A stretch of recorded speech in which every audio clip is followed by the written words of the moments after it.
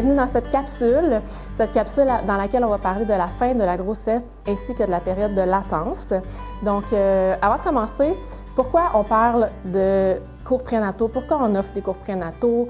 La raison pour laquelle on offre ces informations-là, c'est pour que les couples comprennent mieux qu'est-ce qui se passe dans leur corps, puis dans tout le processus de la grossesse, de l'accouchement, de l'accueil du bébé. Le fait de comprendre et de se préparer à ce qui s'en vient, ça permet d'augmenter l'autonomie des couples, de diminuer les craintes, de diminuer les peurs, les inquiétudes. Et tout ça, ça fait en sorte que la douleur, elle est perçue comme moins importante. Et on voit aussi qu'il y a une augmentation de la satisfaction des couples dans leur expérience de la grossesse et de l'accouchement. Donc, pour commencer, les signes de fin de grossesse. Les signes de fin de grossesse, là, c'est pas un signe que l'accouchement commence. Donc, on ne s'énerve pas, on fait juste apprécier qu'on est en fin de grossesse et qu'il y a les sensations qui changent dans le corps. Donc, première chose que vous pouvez voir apparaître vers les dernières semaines de la grossesse, c'est que le bébé, comme il va descendre dans le bassin, il va y avoir une pression, une lourdeur. Plus les femmes vont souvent nommer qu'il y a quelque chose, elles sentent quelque chose dans le vagin.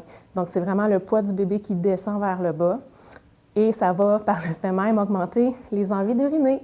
Donc, oui, vous faites pipi souvent, les femmes enceintes, mais en fin de grossesse, c'est encore plus réel, dans le sens que la tête du bébé appuie constamment sur la vessie. Donc, les envies de pipi sont fréquentes et sont très, très urgentes. Le fait que le bébé descende aussi, ça amène ce qu'on appelle l'allègement. L'allègement, c'est le dégagement. Donc, en descendant, le bébé va libérer l'espace dans le haut de l'abdomen. Donc, les femmes vont souvent avoir plus de facilité à respirer, ils vont se sentir moins comprimés dans les côtes. Des fois, ils vont avoir une diminution des brûlements d'estomac et il y en a d'autres qui vont en avoir plus aussi. Donc, tout est possible, mais elles vont vraiment sentir qu'il y a plus de place dans la cage thoracique. Un autre signe de fin de grossesse, c'est que les mouvements du bébé vont changer. Ça ne sera plus comme des kicks de karaté. C'est des mouvements qui sont plus lents, plus légers, parce que le bébé il est de plus en plus coincé, donc il ne peut plus vraiment faire des grands mouvements. Ça va être plus des roulements d'épaules, des mouvements plus légers. Voilà. Il va y aussi avoir une augmentation des contractions de Braxton Hicks. J'imagine que vous savez ce que c'est. C'est fausses contractions qu'on dit. C'est des petites pratiques de l'utérus. Il y a des femmes qui expérimentent ces contractions-là tout au long de la grossesse. Il y en a qui n'en ont pas pendant la grossesse. Puis, en fin de grossesse, on va voir une augmentation ou une apparition de ces contractions-là de Braxton Hicks. Donc, c'est des serrements de l'utérus. On sent que le ventre est plus dur, mais ça ne vient pas avec nécessairement de la douleur ou un inconfort.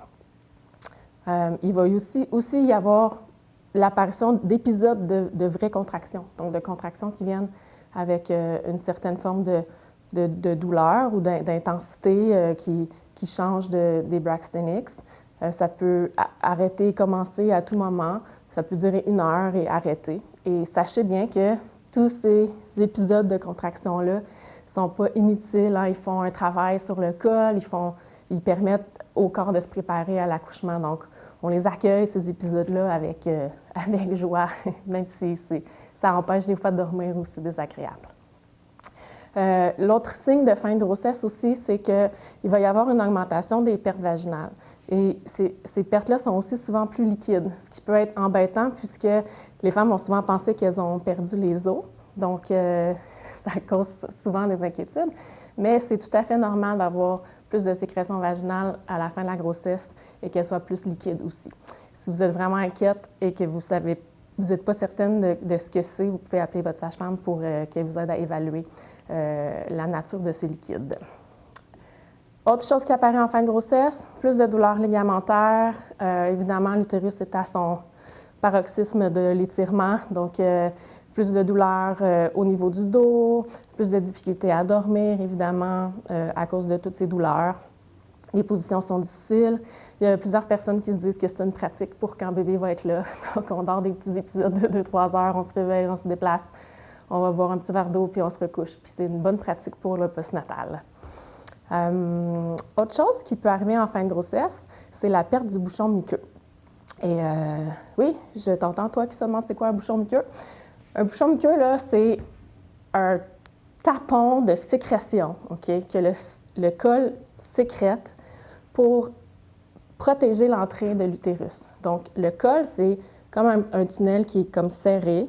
Oui, c'est fermé pendant la grossesse, mais quand même, il y a un espace dans le milieu. Donc, pour protéger l'entrée, pendant la grossesse, le col, il sécrète des sécrétions qui vont bloquer l'entrée du col. Okay? En fin de grossesse, comme le col va avoir des changements, il va ramollir, il va commencer à s'ouvrir un petit peu et ça, à la fin de la grossesse, ça laisse s'échapper le dit bouchon muqueux.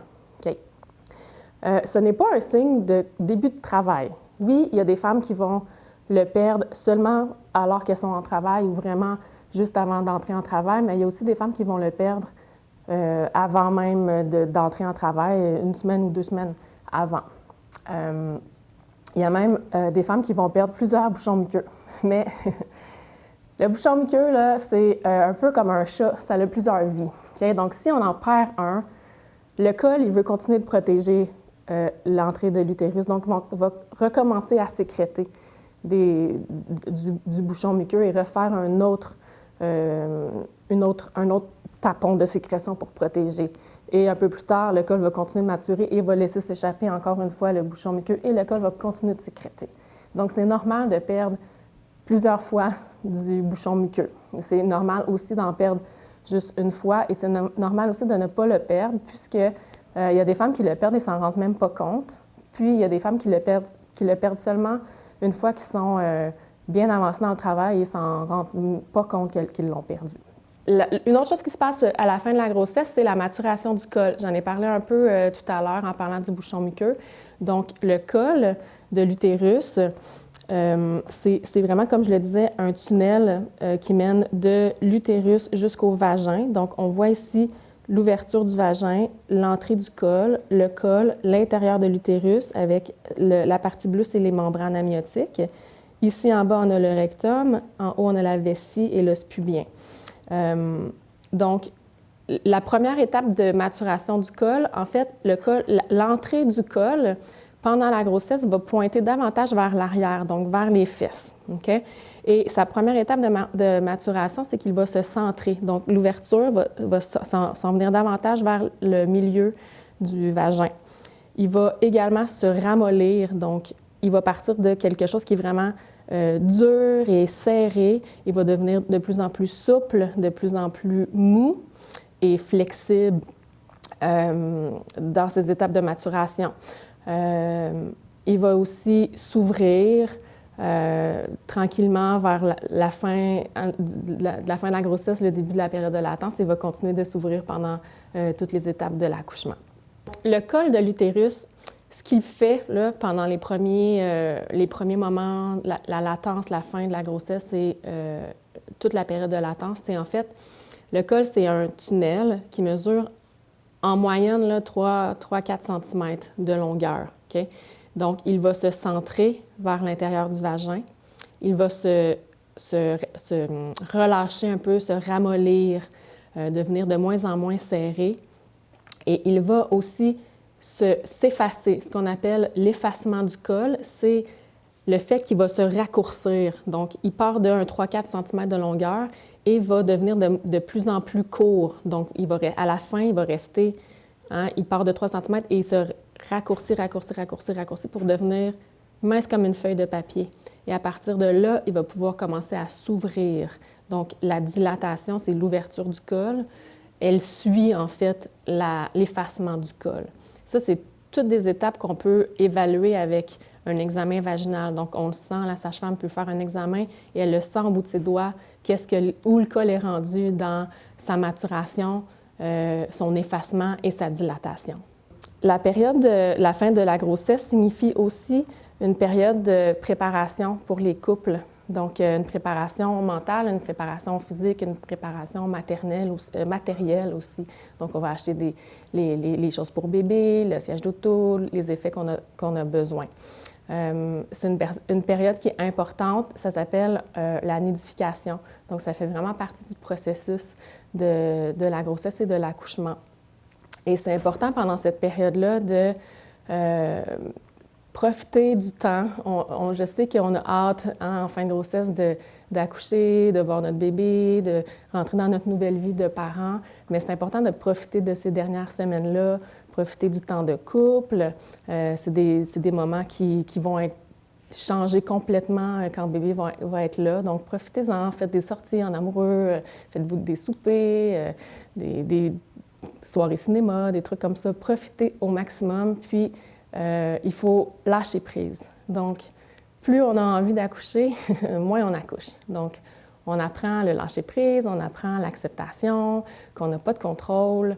Il faut entretenir aussi la confiance, que notre corps, il sait quoi faire, que notre corps, il va se mettre en travail de façon naturelle et qu'il sait comment le faire et que nous, on va être capable aussi de plonger dans cette aventure. Il y a des signes aussi qui font partie de la fin de grossesse, mais qui sont davantage annonciateurs d'un début de travail, okay? Donc, dans les 24-48 heures qui suivent. Première chose, c'est des pertes sanguignolantes. Donc, dans le fameux bouchon muqueux, dans les glaires vaginales qu'on peut perdre, parfois, il y a des petits filets de sang. Et ça inquiète plusieurs femmes, mais c'est en fait tout à fait normal et c'est même un bon signe, c'est-à-dire que ce sang-là provient du col qui travaille, en fait, qui s'ouvre et par le fait de s'ouvrir et de se relâcher, il y a des petits vaisseaux sanguins qui sont brisés et qui laissent échapper un peu de sang dans les sécrétions vaginales. Donc, ça, c'est un bon signe, ce n'est pas du tout inquiétant. L'autre signe aussi qui va apparaître, c'est des selles molles. Donc, les femmes vont souvent dire qu'elles ont eu une diarrhée 24-48 heures avant le début du travail. Ça fait partie du processus normal de comme vider les intestins avant l'entrée en travail. Il va aussi y avoir, comme je le disais, le début des contractions, donc qui nous mène à la phase de latence. On va parler de la phase de latence tout de suite après. Mais donc, le début des contractions et dans 15 à 20 des cas de début de travail, les femmes vont commencer le travail avec une perte des os. Donc, il n'y a pas de contraction, il n'y a rien d'autre qui se passe, mais pouf, la poche des os se rompt et le travail va éventuellement commencer dans les heures qui suivent la plupart du temps. Donc, ça, c'est vraiment des signes qui sont plus annonciateurs que le travail va commencer bientôt. Quand le travail commence, la première étape, c'est la latence, qu'on appelle la phase de latence. La phase de latence, ce n'est que le début du marathon. Donc, nul besoin de se pitcher sur votre téléphone et appeler votre sage-femme pour lui annoncer la bonne nouvelle. Vous avez le droit d'être contente, mais ce n'est que le tout début et ce n'est pas le temps encore de se diriger vers notre lieu de naissance qu'on a choisi. Donc, on prend notre mal en patience, mais ça s'en vient, OK? Les mécanismes là, qui font en sorte que le corps se met en travail sont encore méconnus. Donc, il y en a plusieurs qui nous demandent qu'est-ce qui fait que le corps se met en travail, mais on ne le sait pas encore vraiment bien. Donc, il y a vraiment des hypothèses qui disent que il y a une partie qui provient du bébé, qui envoie des signaux au corps de la mère pour dire « je suis prêt à sortir ». Et il y a aussi des signaux qui proviennent du corps de la mère, de l'utérus, de l'expansion de l'utérus, de la production d'hormones qui dit on est prêt à se mettre en travail. Et donc, tout ça mis ensemble fait en sorte que la latence commence et que le travail s'installe. En théorie, la phase de latence, c'est du début, là, de vraiment le début des contractions qui sont au début très, très faibles, très légères, jusqu'à 4 cm de dilatation du col. OK? Ça, c'est ce qui est écrit dans les livres. En pratique. Puis ça peut durer entre 1 heure et 2-3 jours. Okay? Il y a pas de... C'est assez variable, la durée de la phase de latence. Mais sachez que le temps, la durée de dilatation de 0 à 4 cm, c'est beaucoup plus long que le reste du chemin à faire, donc de 4 à 10. Ce n'est pas proportionnel. Donc, même si ça prend 3 jours dilaté de 0 à 4, Ça ne prendra pas 6 jours, passer de 4 à 10 ensuite. Ça va beaucoup plus vite une fois qu'on atteint le fameux 4 cm. Donc, en pratique, la latence, en fait, c'est que les contractions vont commencer à s'installer tranquillement. Au début, c'est tout à fait irrégulier. Donc, il va en avoir une aux 30 minutes, 20 minutes, 15 minutes. Il n'y en a plus pendant 1 heure. Ça recommence. Donc, c'est vraiment désorganisé comme patron de contraction. C'est léger. Donc, les femmes, elles nomment pas que c'est douloureux, les contractions de début de latence. Et ça va augmenter en intensité de façon plus ou moins graduelle. Je dis plus ou moins parce qu'il y en a, quand la latence est plus courte, c'est sûr que ça augmente plus rapidement d'intensité. Quand les latences sont plus longues, ça peut être un peu plus long avant de vraiment atteindre une intensité qui est intéressante pour un début de travail. Une grande particularité de la latence, c'est que ça peut commencer et ça peut arrêter à tout moment. Donc oui, il y a des femmes qui vont avoir des nuits complètes de latence et s'endormir au petit matin finalement entre 2 contractions et se réveiller 5 heures plus tard avec plus de contractions, c'est terminé. Là, elles se réveillent, elles sont déçues, mais ça fait partie de l'expérience. Donc, sachez que tout ce travail-là, toutes ces contractions-là n'ont pas servi à rien. C'est un bout de travail qui a été fait et qu'on n'aura pas besoin de refaire après. Donc, quand ça va recommencer, on commence déjà où on a arrêté la dernière période de latence. Donc, il faut s'encourager, ça nous permet de se reposer aussi, puis ça nous indique que ça s'en vient, c'est dans les prochaines heures ou dans les prochains jours. Donc, qu'est-ce qu'on fait pendant la phase de latence? La grande question.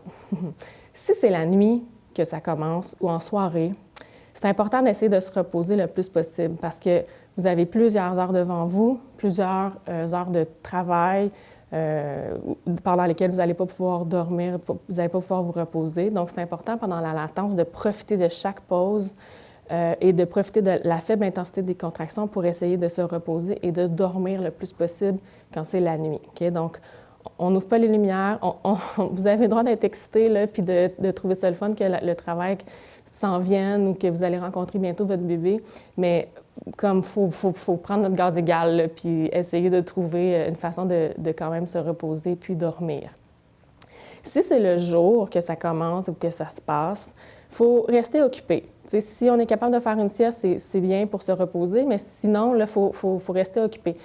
Donc, on fait des tâches ménagères, une brasse de lavage, la vaisselle, on va faire une marche avec le chien. On se tient vraiment occupé, puis on essaie de pas trop accorder d'importance aux contractions, dans le sens que plus on se concentre, plus on s'arrête pour se dire « Ah, j'ai une contraction, ouais, puis on l'accueille, puis on la prend, puis tout ça », bien, ça va être difficile, là, rendu à 8 cm, de gérer la douleur si, dès le début, on s'est vraiment concentré pour la gérer, alors que c'était de faible intensité. Donc, si vous êtes capable d'ignorer vos contractions, ignorez-les. Vous êtes en train de marcher, faire une marche dans le quartier, vous avez une contraction, arrêtez-vous pas de marcher. Continuez de marcher dans la contraction. Ça aide le corps à faire ce qu'il faut pour faire descendre bébé puis se préparer pour l'accouchement. OK? C'est important aussi de ne pas calculer, de ne pas chronométrer. Tu sais, on a hâte que les contractions soient rapprochées, soient plus organisées, mais la latence, ce n'est pas le moment pour calculer la durée des contractions. On fera ça plus tard quand ça va avoir l'air d'être plus organisé dans le début du travail actif. OK?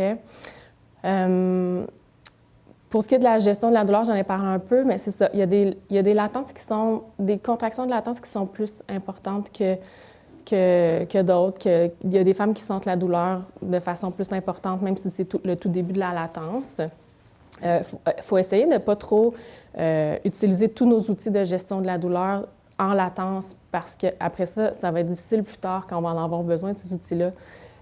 Ils ne feront peut-être pas autant effet pour soulager la douleur si on les a utilisés très, très tôt dans la latence. Donc, essayer de les ignorer, c'est une bonne façon. De continuer ce qu'on fait malgré la contraction, ça peut aider aussi. On peut prendre un bain pour essayer de se relaxer, voir ce que ça fait, mais on essaie vraiment de ne pas leur accorder trop d'importance. Okay? Puis si vous êtes inquiète, si c'est beaucoup trop intense pour les ignorer, mais que c'est désorganisé, puis vous avez du mal à comprendre qu'est-ce qui se passe, bien, appelez la pagette de votre sage-femme. On va vous aider à évaluer qu'est-ce qui se passe. Il y en a des femmes qui ont des latences extrêmement douloureuses, ou il y en a des femmes qui se mettent en travail actif, même si les contractions ne sont pas super régulières. OK? Ça existe. Fait que si vous êtes inquiète, vous appelez la sage-femme, puis on va regarder ça avec vous. OK? Donc, la latence mène éventuellement au travail actif. Le travail actif, on va en parler dans la prochaine capsule, mais juste pour faire le lien, à partir du moment où les contractions sont plus organisées, dans le sens qu'elles reviennent vraiment à un rythme qui vous semble plus constant, vous pouvez commencer à les calculer. La façon qu'on calcule une contraction, la fréquence des contractions, c'est qu'on démarre le chronomètre au tout début de la contraction et on arrête au début de la prochaine. Donc, le temps entre le début de la contraction et le début de la prochaine nous indique c'est quoi la fréquence des contractions. Okay? Ce qu'on cherche pour dire que le travail actif est en train de s'installer et que c'est le temps d'appeler la sage-femme, on recherche, le truc c'est 5-1-1. Donc, des contractions aux 5 minutes. Du début de la première au début de la deuxième, il y a 5 minutes.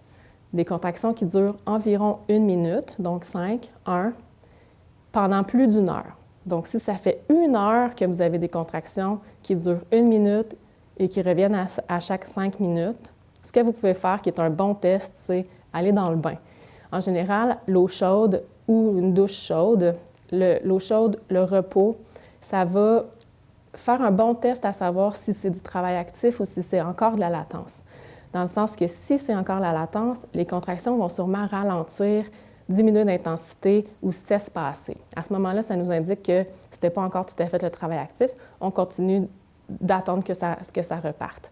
Si pendant le bain ou après le bain, ça continue d'être aux 5 minutes, qui dure 1 minute, ça, c'est un indicateur que vous êtes finalement en travail actif et que c'est le temps d'appeler votre sage-femme.